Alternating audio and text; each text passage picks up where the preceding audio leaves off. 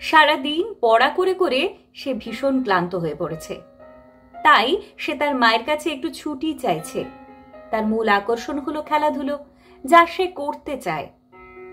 আর এই খেলাধুলোর প্রতি আকর্ষণের জন্যই সে তার মায়ের কাছে বারে বারে ছুটি চাইছে। একটি শিশু ও তার মায়ের ভীষণ সুন্দর একটু মুহূর্ত ধরা পড়েছে কবিতায়। সকলের পরিচিত কবিতা প্রশ্ন, রবীন্দ্রনাথ ঠাকুরের লেখা। আমার সকল ছোট্ট বন্ধুদের জন্য শোনাচ্ছি। মা গো, আমায় ছুটি দিতে বল। সকাল থেকে পড়েছি যে মেলা, এখন আমি তোমার ঘরে বসে করব শুধু পড়া পড়া খেলা। তুমি বলছো দুপুর এখন সবে, না হয় যেন সত্যি হলো তাই।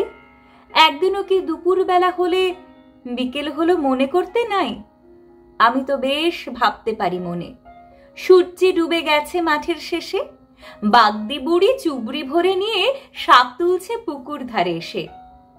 আধার হলো মাদার গাছের তলা, কালি হয়ে এলো দিঘির জল, হাটের থেকে সবাই এলো ফিরে, মাঠের থেকে এলো চাষির দল।